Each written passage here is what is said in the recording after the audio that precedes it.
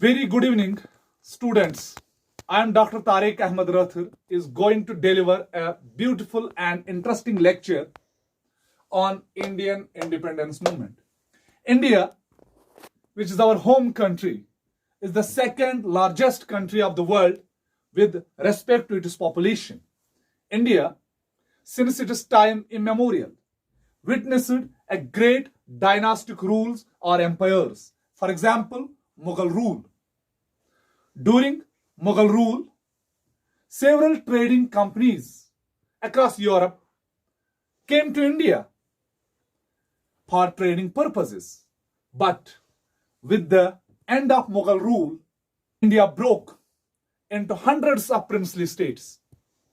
And the British, which was instrumental in the downfall of Mughal Empire, captured those princely states and created a big and powerful British Indian Empire.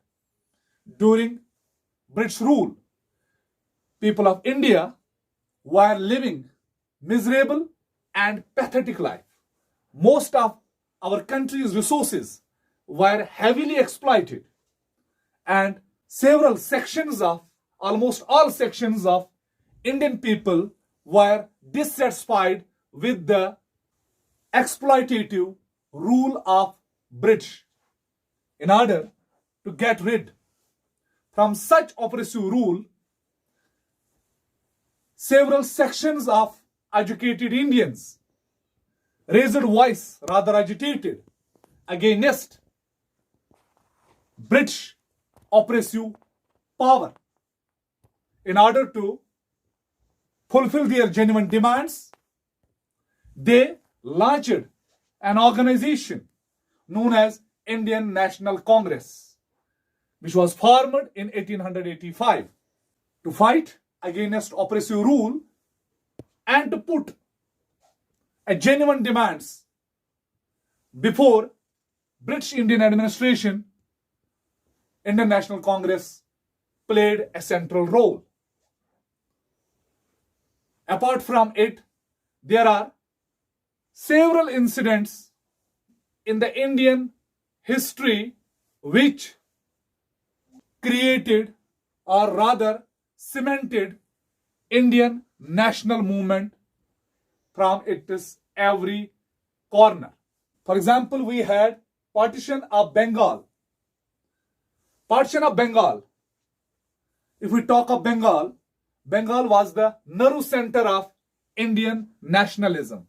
But when the British government decided to partition the Bengal, triggered popular discontent, which stimulated the growth of Indian nationalism. Afterwards, we had Surat Split. No doubt, Surat Split was a setback to Indian National Congress as the Congress was divided into two, extremists and moderates. Moderates believed in petitions, resolutions in order to address their genuine demands. However, extremist group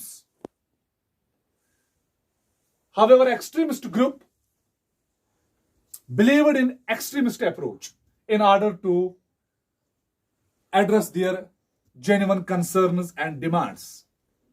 But both extremists and moderates played very important role in order to boost Indian national movement. Apart from it, Indian national movement witnessed Home Rule movement. Home Rule movement, which was also called as Self-Rule movement, was launched by Annie Besant and Bal Gangadhar Tilak in India. The movement appealed every section of the society to came out and raise voice against the oppressive and exploitative rule of Britain. The immediate outcome of the movement was Montagu-Chelmsford reforms and Government of India Act 1919. Afterwards, Indian history witnessed one of the great events that took place around 1920 known as non-cooperation movement. Non-cooperation movement was a campaign against the British rule. It was a sort of protest against the events happened in the past, like Jallianwala Bagh massacre or Rowlatt Act. Apart from it,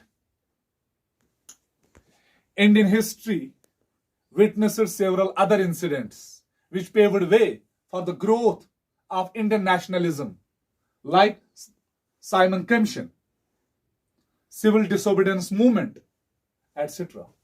But after the outbreak of World War II and the anti-British campaign launched by Indian leadership paved way